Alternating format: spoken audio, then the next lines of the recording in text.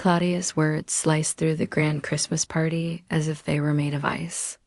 "You should leave," she said, her voice ringing under the chandelier, her emerald dress shimmering as she looked at me with open disdain.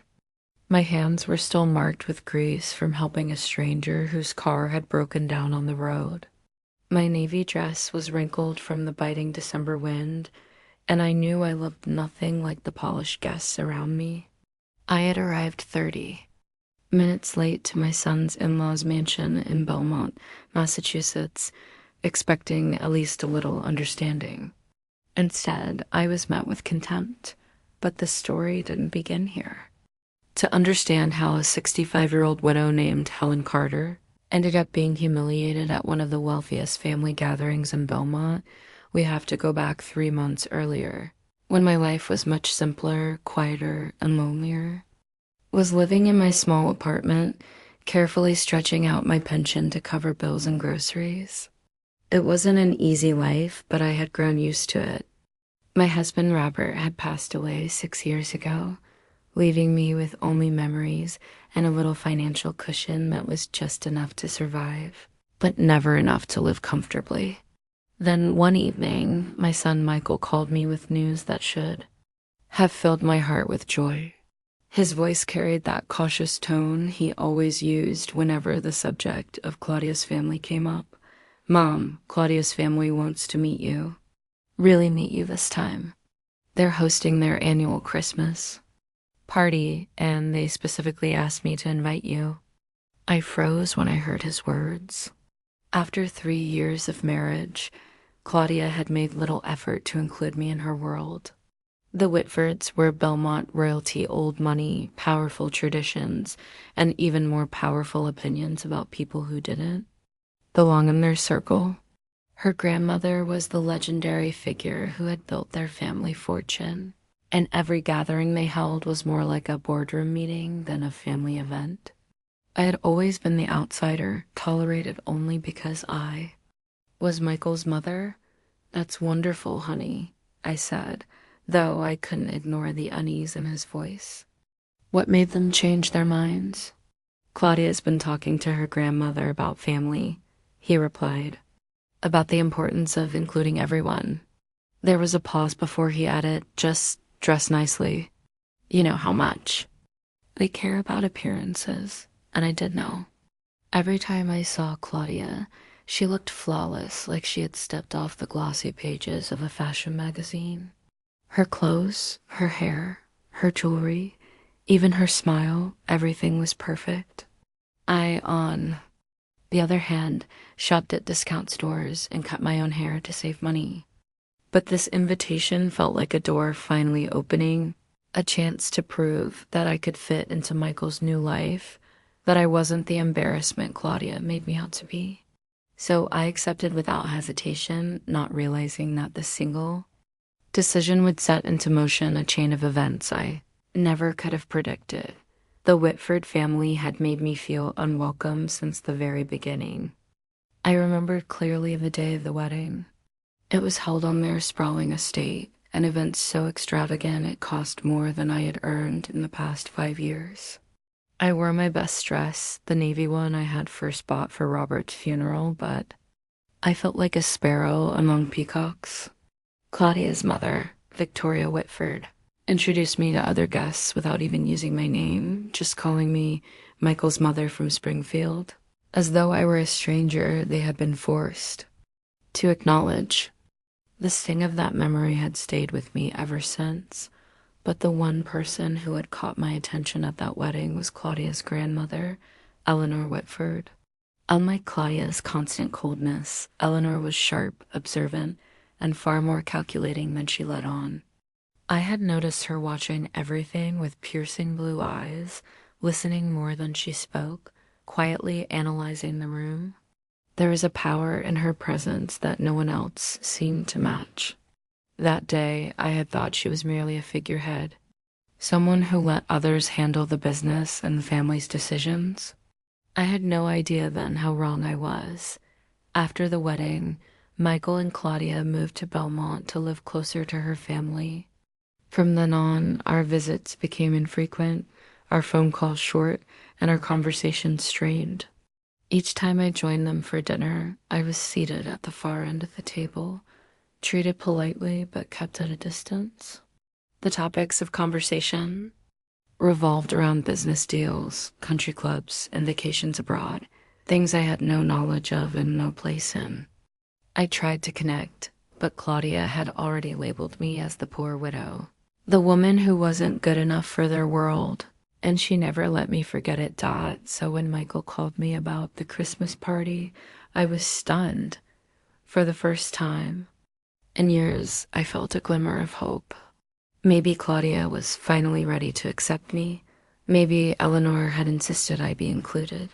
I convinced myself that this was my chance to change everything. In the week leading up to the party, I prepared like it was the most important event of my life. I spent 2 days searching every store I could afford until I finally found a burgundy dress with delicate beading, marked down from $200 to $65. It wasn't designer, but it was elegant. I bought matching shoes that pinched my feet but looked stylish, and a small purse that completed the look. At home, I practiced conversations in the mirror, rehearsing polite answers about my work history and my modest apartment, trying to be ready for the questions I knew would come. My neighbor, Mrs. Lee, who had lived in Belmont for decades after emigrating from Taiwan, encouraged me with a kind smile. Be yourself, Helen. If they don't see your worth, that's their loss. Her words were kind, but deep down, I feared that being myself would never be enough. The night before the party, I set my alarm early. My plan was perfect. A hair appointment at 10, final dress fitting at noon, and arriving fashionably late at 2:15. I fell asleep imagining how Claudia's face would change when she saw me looking elegant, how her parents might finally see me as worthy, and how Eleanor might actually start a conversation with me. But fate had other plans. The morning of the party brought a brutal winter storm. Freezing rain hammered against my window, coating the streets in ice. My hair appointment was canceled because the salon lost power. The dress shop was delayed because of flooding. By noon, I was still at home in my bathrobe, watching the storm make travel nearly impossible. My phone buzzed, and it was Michael. "Mom, are you still coming? The roads are bad." I heard Claudia's voice in the background, sharp and impatient. "Tell her the party's still on. Everyone's already here." Everyone except me. I promised Michael I'd be there. No matter what, I wouldn't miss it. I did my own hair and makeup with shaky hands, slipped into my burgundy dress, and pulled on my only winter coat. At 1:30, I left my apartment, determined to brave the slick, dangerous roads. The traffic crawled slowly, everyone driving cautiously. I was tense but steady, gripping the wheel tightly as I got closer to the Whitford estate. And then I saw her. An older woman standing beside a luxury sedan with its hood open, the freezing rain turning her silver hair into ice. She was dressed in an expensive coat but had no hat or gloves, shivering in the storm. I could have driven past. The smart choice would have been to call roadside assistance and keep going, since I was already late. But I couldn't. Leaving her stranded in such weather would have haunted me forever. I pulled over, rolled down my window, and asked, "Do you need help?" That one choice stopping for her was about to change everything 3 months before. That humiliating night, my life was nothing more than quiet routines and lonely evenings. I lived in a small apartment on the edge of Springfield, where every bill had to be calculated carefully. Every grocery trip was a balancing act between what I wanted and what I could afford. My pension kept me afloat, but just barely. After Robert died, I had learned to live within limits, but sometimes the silence of those walls pressed down harder than the bills ever did. Thought it was during one of those ordinary afternoons that my phone rang. I glanced at the screen and saw Michael's name. My heart always lifted when he called, even though I knew his calls were shorter these days. Once he married Claudia, my place in his life had begun to shrink. Still, I answered with a smile in my voice. Michael, sweetheart, how are you? His voice came through careful, cautious, like a man stepping over thin ice. Mom, I have some news. Claudia's family, they want to see you. They've invited you to their annual Christmas party. For a second, I didn't say anything. Claudia's family, the Whitfords, had never really welcomed me. To them, I was Michael's widowed mother from Springfield, a woman who didn't belong in their polished, wealthy world. After 3 years of marriage, Claudia herself had treated me with little more than polite distance. And now, suddenly, they wanted me at their biggest event of the year? That's surprising, I said softly, trying to measure my emotions. What made them change their minds? Michael hesitated, and I could almost picture him glancing at Claudia, gauging her reaction before answering.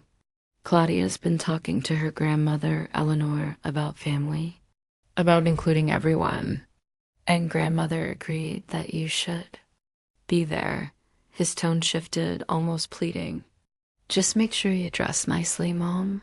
You know how they are about appearances. I forced a light laugh. I know, sweetheart. Don't worry. But inside, the words stung. I knew what Claudia thought of me. Every time I saw her, she was flawless, perfect makeup, designer clothes, even the way she held a glass of wine seemed rehearsed. And me? I cut my own hair, bought secondhand furniture, and stretched coupons at the supermarket. Still, the invitation sparked something inside me. For years, I had been trying to prove I was worthy of Michael's new world, a world that seemed determined to push me out. Maybe this was my chance to show them I wasn't some burden or embarrassment, my chance to finally be part of my son's life again, not just a guest hovering on the sidelines. The truth was, the Whitfords had made me feel small from the very beginning. When Michael first brought Claudia home to my apartment, she had looked around with thinly veiled horror at my old furniture and worn kitchen tiles. She had smiled politely and said, "It's very cozy." But her tone had made it clear that cozy was the worst thing she could imagine Dot at their wedding. I'd gotten my first real taste of what it meant to stand in their world. The ceremony had been held on the Whitford estate, a sprawling property that looked like something out of a movie. Every detail was extravagant: the flowers, the orchestra, the towering cake, and I had arrived in the only decent dress I owned, the same one I had worn at Robert's funeral. As I walked among the guests, I felt like a sparrow among peacocks, every eye judging, every smile edged with superiority. Claudia's mother, Victoria, introduced me to people without even using my name. "This is Michael's mother from Springfield," she'd say, as though that explained everything about me. Not Helen Carter, not the woman who had raised the man her daughter married, just his mother, a footnote in their carefully curated world. And yet, even in that suffocating atmosphere, I had noticed Eleanor Whitford, the grandmother. She wasn't like the rest of them. She didn't chatter for attention or flaunt her wealth. She sat back, watching with those sharp blue eyes that seemed to pierce through people, taking in every detail. When I told Claudia later that her grandmother seemed remarkably observant, Claudia had dismissed it. "Grandmother lets Dad handle the business. She mostly stays out of things." Something about the word "lets" had stayed with me, though. After the wedding, Michael moved into Claudia's world. Belmont became his home, while my apartment became a place he only visited out of obligation. Phone calls grew shorter, visits less frequent, and every time I saw him, it felt like Claudia's shadow was there too, making sure there was space between us. When I was invited to dinners, I was seated at the end of the table, asked polite questions but never truly included. They spoke about investments, exclusive clubs, and European vacations. I sat there smiling, nodding, knowing I had nothing to contribute. Michael tried, I'll give him that. He once suggested, Mom, maybe talk to Claudia about her charity work. Or you could ask Victoria about her gardening club. But it always felt like he was fighting a battle he couldn't win, trying to pull me into a world that didn't want me. So when the invitation to the Christmas party came, it felt like a miracle. For the first time, I thought maybe I had a chance to change things. Maybe Claudia had softened, maybe Eleanor had insisted. Maybe the door I'd been waiting at for 3 years was finally opening. I didn't realize then that this invitation wasn't about acceptance. It was a test that would push me into the most unexpected moment of my life. The Whitfords had made their opinion of me clear from the very beginning, and I still remembered the wedding day as though it had been etched into my skin. Michael and Claudia's wedding was the grandest event I had ever attended. It was held at the Whitford estate in Belmont, a place so enormous it looked like a palace. White tents sprawled across manicured lawns. Chandeliers hung in the reception hall as though each one had been stolen from a castle, and an orchestra played while waiters floated by with silver trays. I wore the only formal dress I owned, a navy blue one that I had originally bought for Robert's funeral. I had pressed it carefully the night before, polished my shoes, and even borrowed a small handbag from my neighbor. But the moment I walked into that glittering reception, I felt the sting of judgment in every glance. I was out of place, a simple woman surrounded by peacocks in designer gowns and tailored tuxedos. Claudia's mother, Victoria, introduced me to guests as though I were an afterthought. "This is Michael's mother from Springfield," she would say, waving her manicured hand vaguely in my direction. Not Helen Carter, not the woman who had raised the groom, just his mother. That single word from Springfield carried with it all the weight of their disdain, as if where I lived explained why I didn't belong.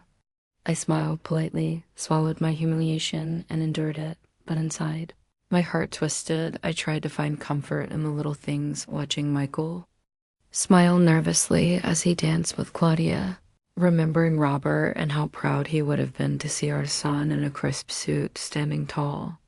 But even those thoughts couldn't shield me from the way Claudia looked at me, her eyes sharp with pity and superiority every time they landed on my thrift store dress. And then there was Eleanor, Claudia's grandmother. She was different from the others. While most of the guests spent the night gossiping or boasting, Eleanor sat quietly at her table, sipping champagne, her sharp blue eyes scanning the room like a hawk. There was a composure in her that the others lacked, a quiet authority that didn't need to be announced. At one point during the reception, I leaned toward Claudia and said softly, "Your grandmother seems very sharp, like she notices everything." Claudia's response was quick, clipped, and careful.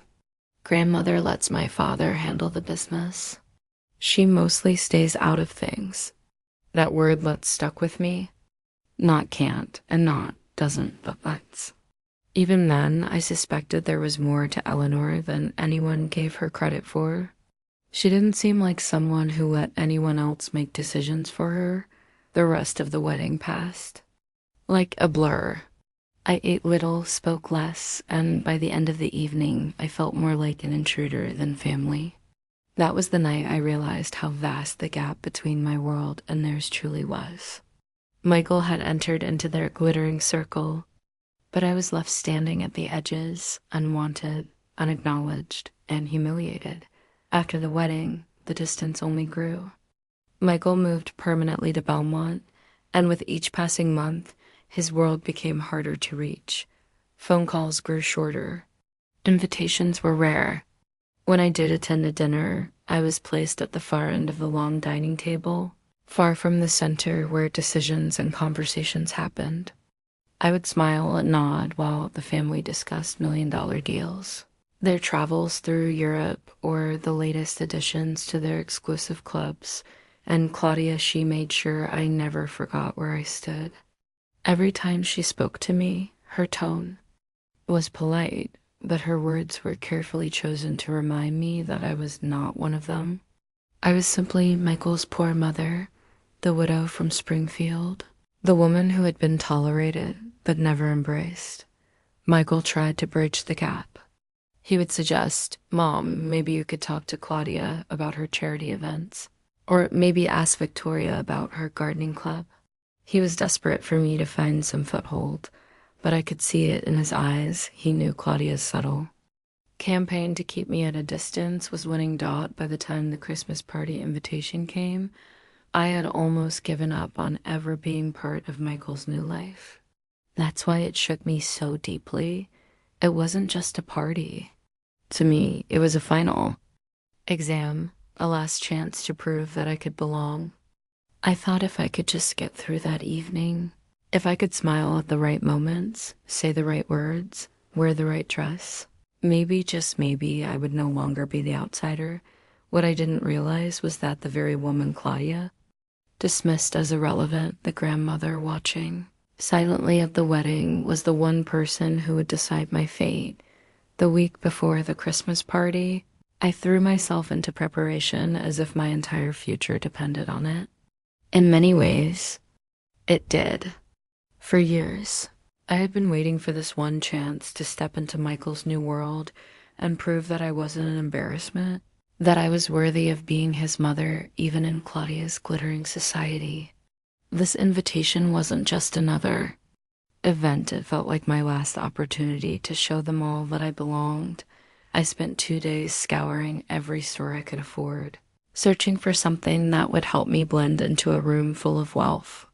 I told the saleswoman at a discount shop that I needed a dress for a very formal Christmas party, the kind where everyone has money and judges you by what you wear. She studied me kindly and pulled out a burgundy gown with subtle beading, one that had once been priced at $200, but was now marked down to $65. It wasn't designer, but when I slipped it on, I stood a little straighter. For the first time in years, I felt like maybe, just maybe, I could pass as one of them. I paired the dress with matching shoes that pinched my toes and a small purse that looked elegant enough to belong at the Whitford mansion. Back at home, I practiced standing in front of my mirror, trying to picture myself walking through their towering doors without flinching under their stares. I rehearsed polite responses to the questions I knew would come about my job, my apartment, my life. I tried to prepare for every topic I would hear at that party: business deals, luxury vacations, charity galas. I didn't belong in that world, but I was determined to survive one evening in it. Michael called twice during that week, his voice laced with nervous reminders. "Mom, remember Claudia's family is very traditional. Keep the conversation light, nothing political, nothing controversial. Just, you know how they are." I laughed, though there was no humor in it. "Honey, I've been making small talk. Since before you were born, I'll be fine." But I could feel the weight behind his words. This wasn't just about me attending a party. This was about not embarrassing him. The night before the party, I sat with my neighbor, Mrs. Lee, sipping tea in her cozy living room. She was a kind woman who had moved to Massachusetts from Taiwan decades ago, and she understood better than anyone what it meant to live between two worlds, trying to fit in where you didn't belong.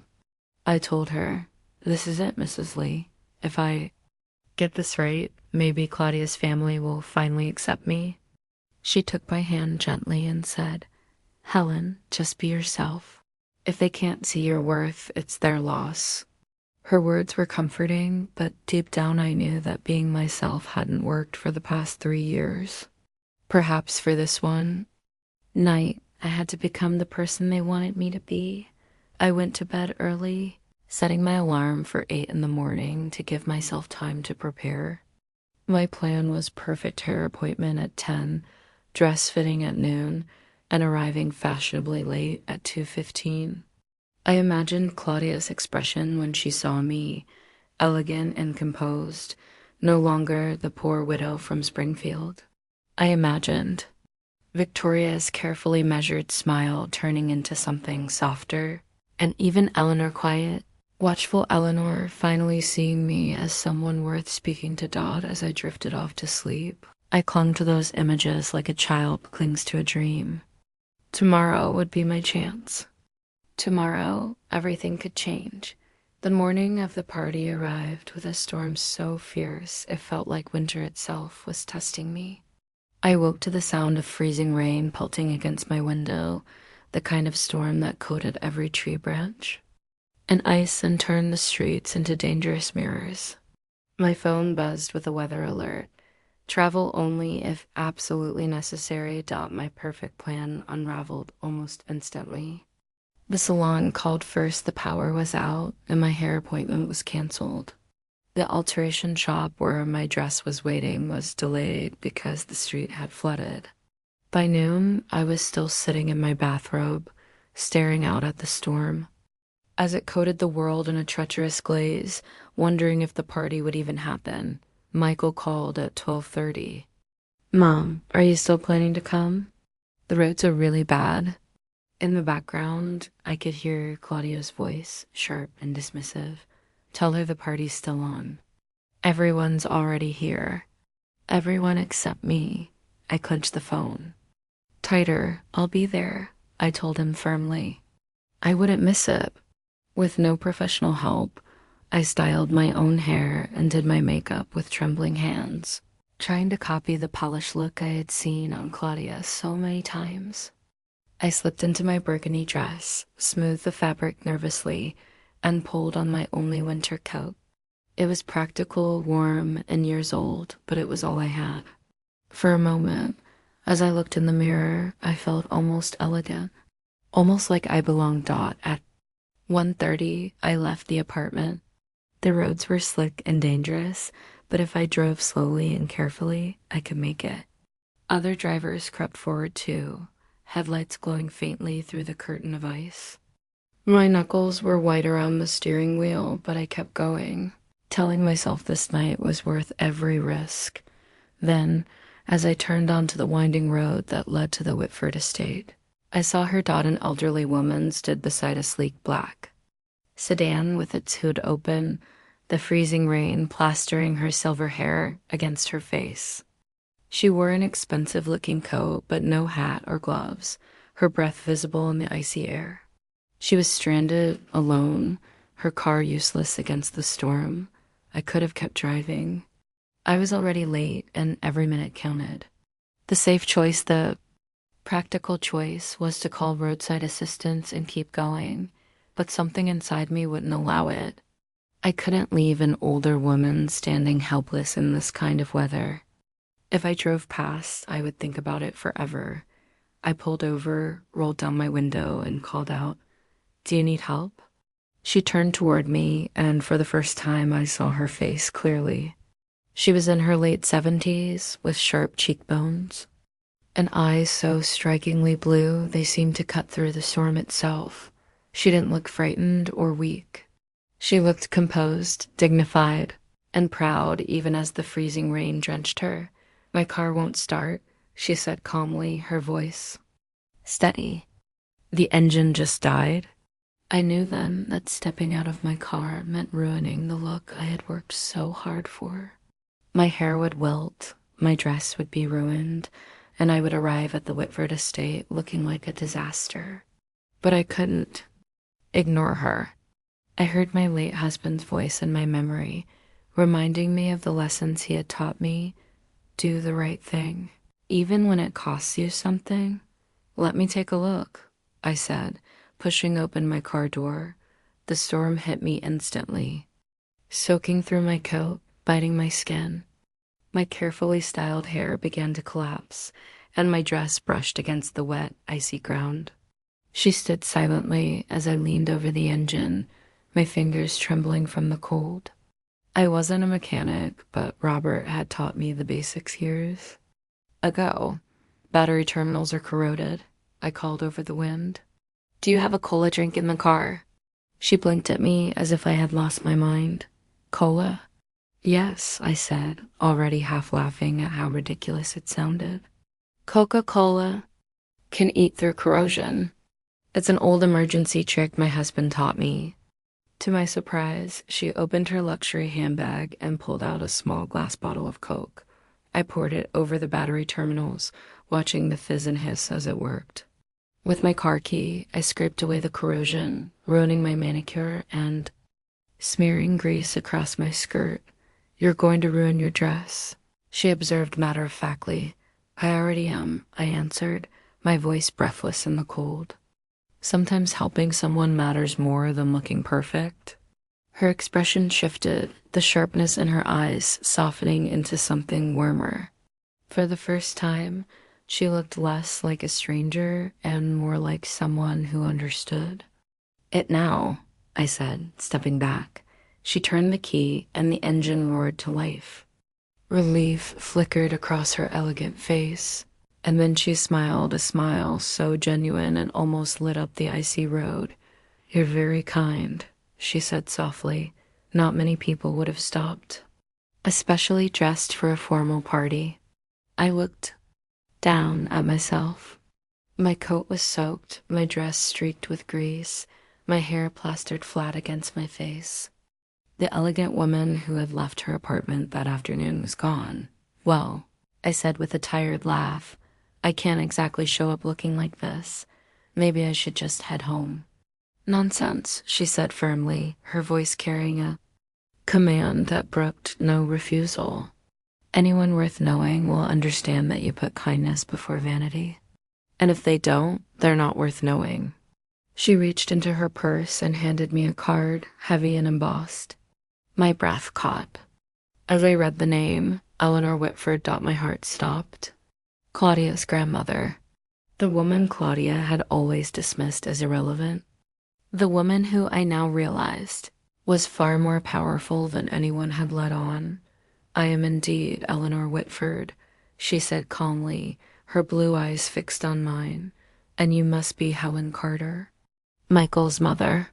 I could only nod, stunned as her words sank in. She smiled again, this time with something that looked like satisfaction. "I've been very curious to meet the woman who raised such a good man." Following Eleanor Whitford's car up the winding drive to the estate felt like stepping into another world. The mansion rose before us like something out of a film set, every window glowing with golden light, every doorway outlined with twinkling Christmas decorations. From the distance, I could already see the silhouettes of elegant figures moving through the grand rooms, the sound of laughter and music spilling faintly into the night. Valets stood ready beneath the portico, their umbrellas catching the icy rain as they hurried to greet arriving guests. One of them opened Eleanor's door, his eyes widening in surprise. "Mrs. Whitford, we weren't expecting you yet. Your driver called to say the roads were too dangerous." "I decided to drive myself," Eleanor said calmly, brushing off the storm as if it were nothing. Her composure was absolute, and the young man immediately stepped back with respect, thought another valet approached my modest sedan, clearly confused. His eyes flicked from the battered car to my soaked coat and disheveled hair. He tried to remain professional, but the question in his expression was obvious. How did she get here? I caught sight of my reflection in the grand mirror as I stepped into the marble-floored foyer. My lipstick had smudged, my hair hung in damp strands, and the grease stains on my dress were even more visible under the glow of the chandelier. I looked nothing like the polished guests drifting through the rooms. "Eleanor."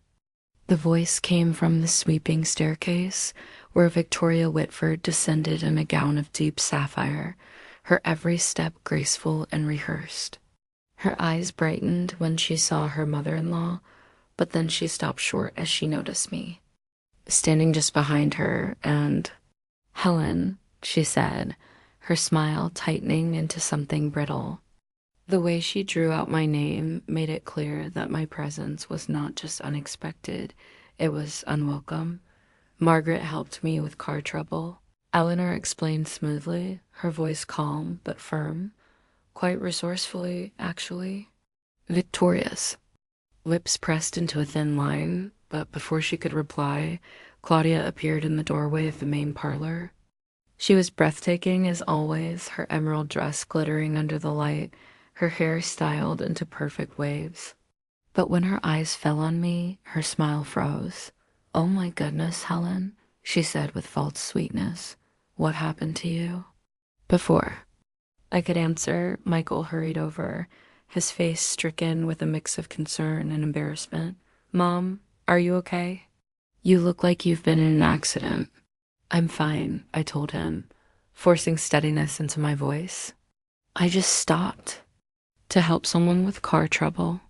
"You could have called for assistance," Claudia said quickly, her tone sharp despite the smile plastered across her lips. "Now you'll need to freshen up before meeting everyone."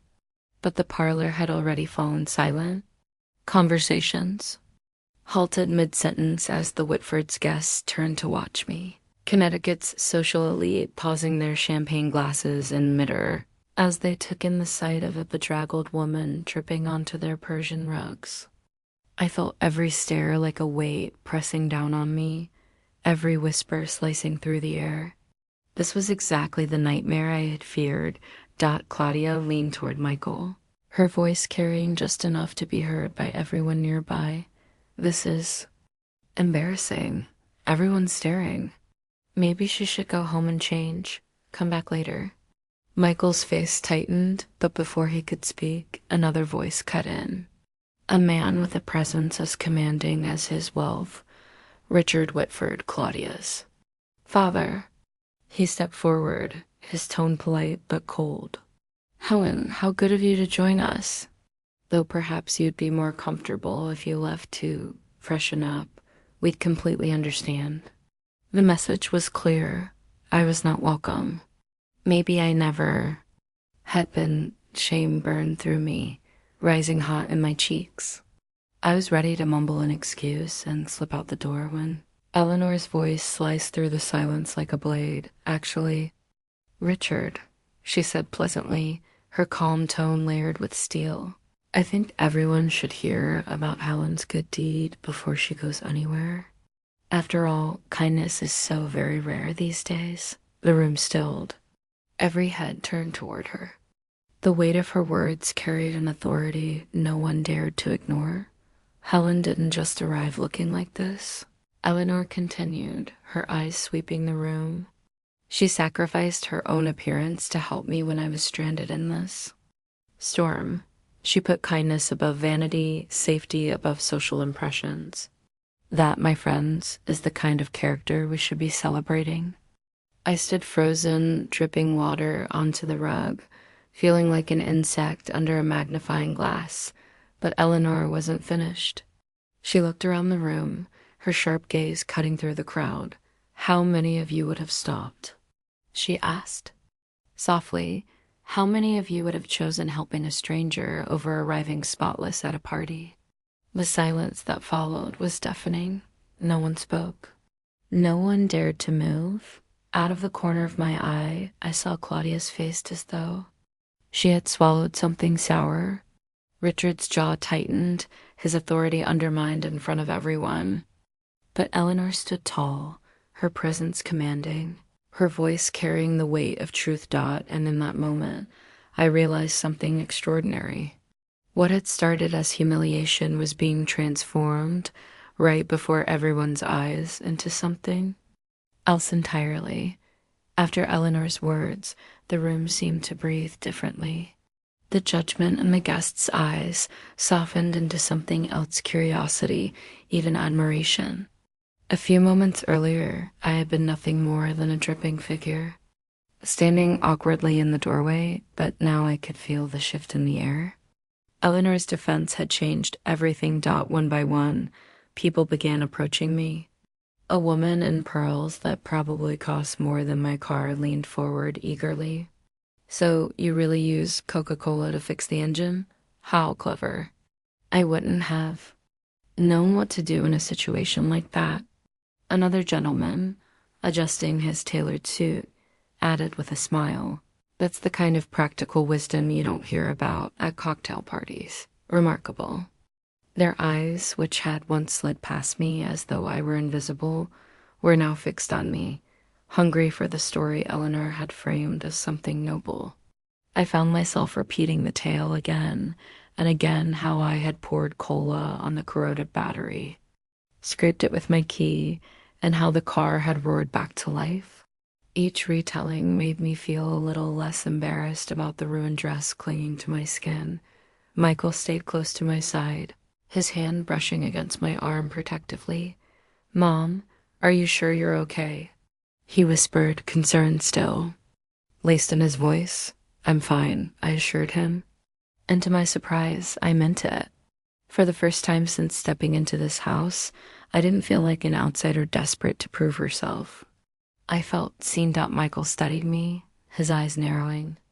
Thoughtfully, "Grandmother's always been sharper than people think," he said softly. "I've tried to tell Claudia that Eleanor isn't as uninvolved as she pretends to be. She notices everything." His words warmed me. It was a reminder that even in this world where appearances mattered more than character, at least Michael saw me for who I was. Claudia appeared beside us, her smile fixed but her tone strained. "Grandmother can be protective of people she takes a liking to." She said it carefully, but her meaning was sharp. Being chosen by Eleanor might not be as simple as it seemed. Before I could reply, Eleanor's clear voice carried across. "The parlor. Helen, come.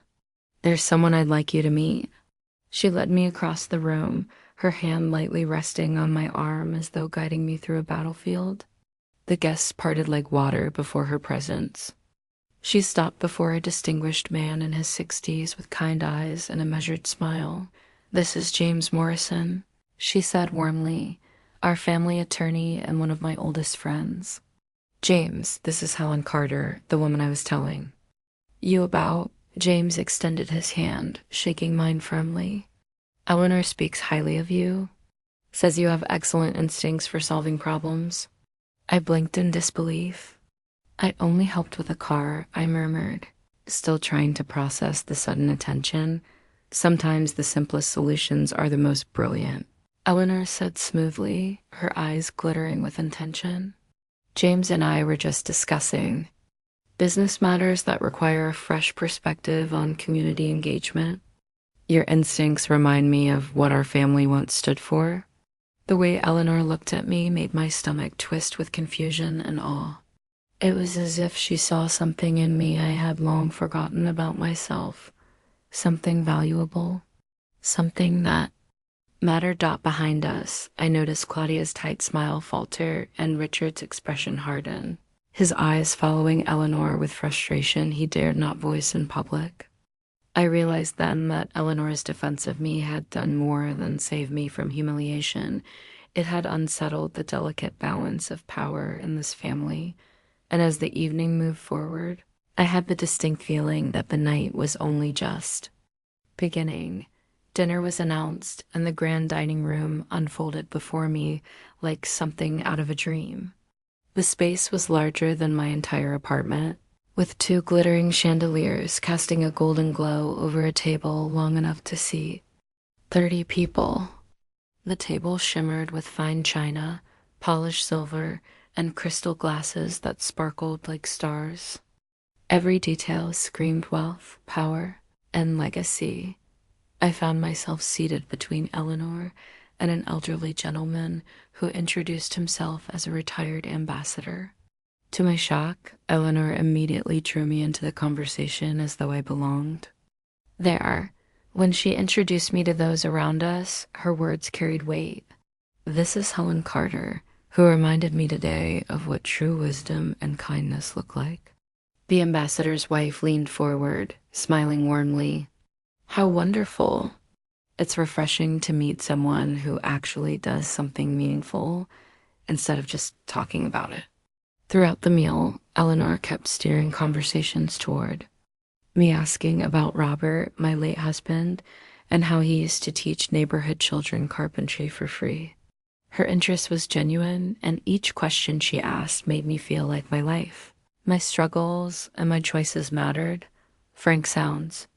Like he was a remarkable man, Eleanor said softly after hearing how Robert built simple furniture for families who couldn't afford it. That's the kind of legacy that endures. But while Eleanor praised me, I noticed the tension building around the table. Claudia's smile grew tighter with every passing moment, her eyes flicking toward her father. Richard's jaw clenched, and Victoria's posture stiffened as though she were holding back a storm of disapproval. The more Eleanor elevated me, the more their discomfort grew. After the last course was cleared, Eleanor stood gracefully and suggested we all move to the library for coffee and brandy. The library was magnificent floor-to-ceiling shelves lined with leather-bound books, heavy oil paintings of ancestors, staring down from gilded frames, and a massive fireplace roaring with flames. It felt less like a cozy retreat and more like a throne room where real decisions were made. The smaller group that gathered included Richard, Victoria, Claudia, Michael, a few family confidants, and James Morrison, who positioned himself quietly. But strategically, I could feel something shifting in the air as though we were on the verge of a revelation. Richard attempted to take control first. "Mother, it's been a lovely evening," he said carefully, "but perhaps we should discuss business matters tomorrow. I'll prepare the quarterly reports." Eleanor's eyes sharpened. "Actually, Richard, I've already been reviewing them. Quite concerning reading, don't you think?" The room stilled. Richard's face darkened, but he forced a polite smile. "The company is doing very well. Profits are strong. Restructuring has been successful. There's nothing to worry about." "Financially successful, yes," Eleanor replied smoothly. "But morally? When was the last time Whitford Industries gave anything back to the community that built it? When was the last time we lived up to the values that started this family's success?" Her words cut through the air, and for the first time, I saw Richard falter.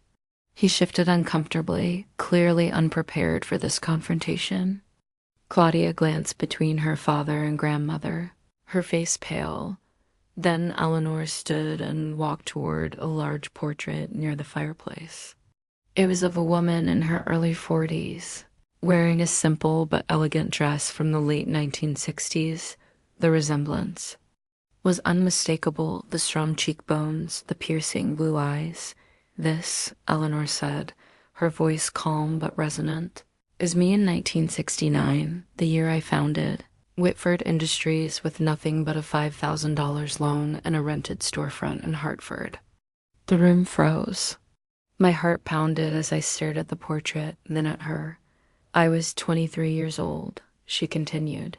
"A young mother with big dreams and even bigger determination. Everyone told me a woman couldn't build a company. They told me to leave business to the men.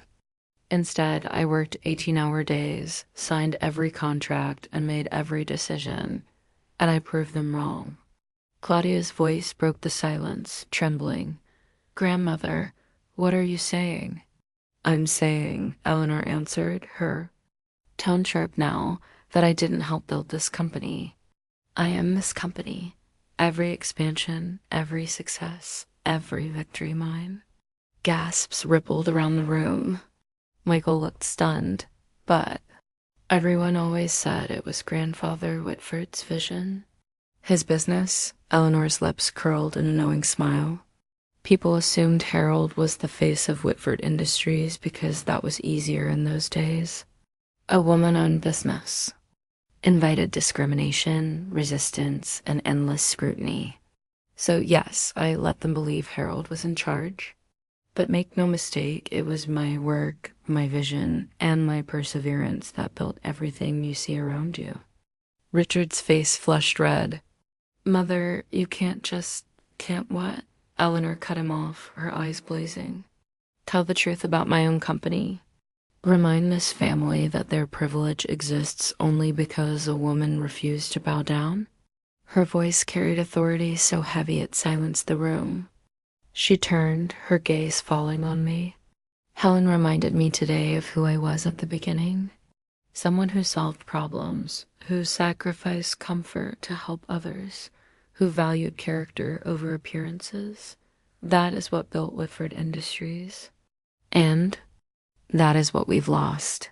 Her words struck me like a lightning bolt. And one evening, I had gone from humiliation to being held up as a living reminder of the values this empire was built on.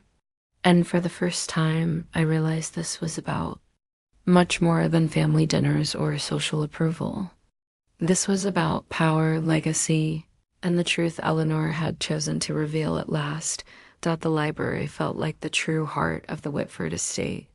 The flames in the massive fireplace threw long shadows across the shelves, the stern faces of ancestors, glaring down from their frames as though they too were witnessing the confrontation. Eleanor sat in a high-backed chair that looked more like a throne, while the rest of us arranged ourselves around her, Richard standing near the desk, Claudia hovering close to him, Victoria stiff with unease, Michael beside me, and James Morrison, quietly observing like a man who had prepared for this moment. Richard tried again, his voice sharp with impatience. "Mother, this isn't the time for theatrics. The company is thriving. Profits are strong. We've expanded more in the last 5 years than in the last 20. Financial expansion at the cost of our soul," Eleanor replied evenly. "I built Whitford Industries on principles, on responsibility to the community, on treating people with dignity. What do we have now? Employees treated like numbers, charitable giving cut to the legal minimum, and a family so obsessed with appearances. They'd rather humiliate a woman at their doorstep than recognize her kindness." Her eyes flicked toward me, and the weight of her words hit like a spotlight. Richard's jaw tightened. "With all due respect, Mother, business isn't charity. Times have changed." Eleanor rose to her feet, her presence towering over him despite her age. "And it shows. You've allowed greed to replace vision. You've let arrogance erase the values that built this fortune. That ends tonight." Claudia stepped forward quickly, her voice tight. "Grandmother, please. This isn't fair. We can't all be mechanics or saints. Times are different now." "It isn't about fixing cars, Claudia," Eleanor snapped, her voice sharp as glass. "It's about choices. When faced with helping someone in need or protecting your comfort, what do you choose? Helen chose character. You chose vanity. That is the difference." The room was silent, every word echoing like a verdict. Richard's hands curled into fists, but he didn't dare interrupt again. Michael looked stricken, torn between his loyalty to Claudia and his awe of his grandmother's authority. Then Eleanor walked to the desk and picked up a thick folder. She laid it flat, her fingers resting on it as though it were a weapon. "James and I have been preparing this for months," she said calmly. "I've decided to resume a more active role in Whitford Industries. Consider this a course correction." Richard's face turned crimson. "You can't just waltz in and—" "Richard," Eleanor interrupted, her tone cutting him down with the ease of a blade. "I don't ask. I decide, and my decision is final." She turned to me then, her sharp blue eyes locking onto mine with an intensity that stole my breath. "Helen, I have a proposition for you." My heart raced. "For me?" "Yes," Eleanor said firmly. "I'd like to offer you a consulting position with Whitford Industries, head of community engagement and values implementation. A 6-month trial at $75,000 with the potential for a permanent executive role if things go well." For a moment, I thought I had misheard her. Around the room, gasps rose, faces froze, and I saw Claudia's composure falter for the first time all evening. Richard's expression hardened with disbelief. "Eleanor, this is absurd," he burst out. "You can't create positions based on—" "What? Pouring soda on a car battery? This is ridiculous." But Eleanor's gaze turned icy. "What's ridiculous is watching employee morale plummet, watching our reputation erode and pretending everything is fine. Helen represents exactly what we've lost. Practical wisdom, compassion, integrity. She puts people before appearances. That is what this company desperately needs. I shook my head, overwhelmed, but I have no experience in corporate consulting. I wouldn't know where to start. You have experience in what matters most, Eleanor said, her voice steady, unwavering. You care. You solve problems without hesitation. You treat everyone with dignity. The business skills can be learned. Character cannot. Claudia's voice trembled, strained. Grandmother, this is too sudden. Surely Helen needs time to think about it. But before I even realized what I was doing, I found myself speaking. I'll accept, at least the trial position. The words hung in the air, shocking even me, but deep down, I knew they were true. This wasn't about money or titles. It was about being valued for who I truly was for the first time in years. Eleanor's smile lit the room like fire. Excellent. James, prepare the agreement. Michael turned to me, wide-eyed. Mom, are you sure about this? It's such a big change. I looked at him, seeing pride in his eyes I hadn't seen in so long. Honey, I've spent 3 years trying to fit into a world that never wanted me. Now I have a chance to help. That world becomes something better. How could I say no? Richard's shoulders sagged, fury barely contained. Eleanor's authority had crushed his resistance, and everyone in the room knew it. The empire he thought was his to control had just shifted under his feet, and as I sat there, still in my ruined dress and soaked shoes, I realized my life had just been rewritten. The room settled into stunned silence after Eleanor's announcement. For a long moment, no one spoke. The crackle of the fireplace filled the space, mingling with the faint hum of the storm still raging outside. Every face in that library carried shock, some concealed behind forced smiles, others written openly in disbelief. But Eleanor stood tall, her hand resting lightly on my shoulder as though she had just crowned me with something priceless. Helen has reminded me, she said firmly, her voice echoing through the grand room, that true wealth is not measured in financial statements. It is measured in the lives we touch, the people we help, and the dignity with which we live. This family has forgotten that. Tonight, she reminded us. Richard's lips parted as if to argue, but he said nothing. The weight of Eleanor's authority pressed down harder than any board vote or quarterly report ever could. Claudia's face was pale, her eyes darting nervously to her grandmother as though searching for a way to reverse the tide, but there was none. The decision had been made. Around me, I could feel the shift once again. Those who had dismissed me as a poor widow from Springfield were now looking at me with something entirely different respect. A few even leaned toward me, murmuring soft congratulations, though I could see in their eyes they were calculating what my new position might mean for them. Sat there in my stained dress and soaked shoes, my hair plastered flat against my face, and yet I had never felt more powerful. I had walked into this mansion terrified of being rejected again, desperate for a sliver of approval. Instead, I have found something far greater purpose.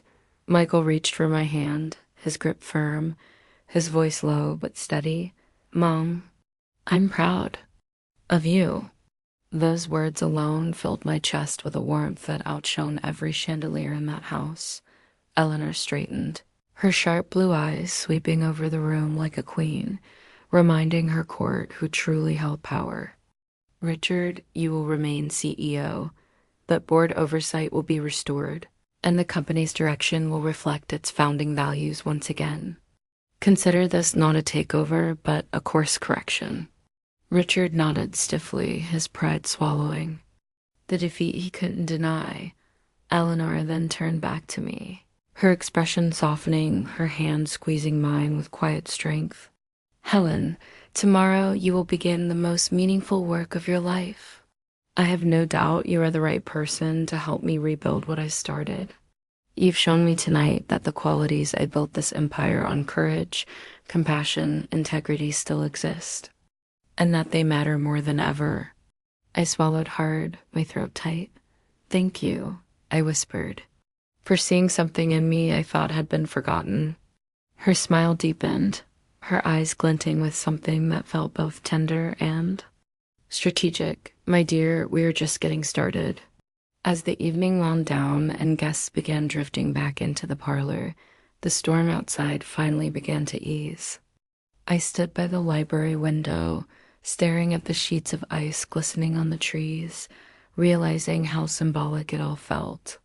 Just hours earlier, I had been braving that storm, terrified of arriving late, terrified of being judged. I had thought appearances were everything, but tonight proved otherwise. I hadn't found acceptance because I looked the part. I had found acceptance because I was true to myself, because I chose kindness when no one was watching, because I did what was right instead of what was easy. And in doing so, I hadn't just earned a seat at their table. I had been given a new path, a new mission, and a new sense of who I was. I walked into that mansion as an outsider. I was leaving as something else entirely. Not just Michael's mother, not just the poor widow from Springfield. I was a woman with purpose, standing side by side with Eleanor Whitford to restore what mattered most. Some Christmas parties change your outfit. This one changed my entire future.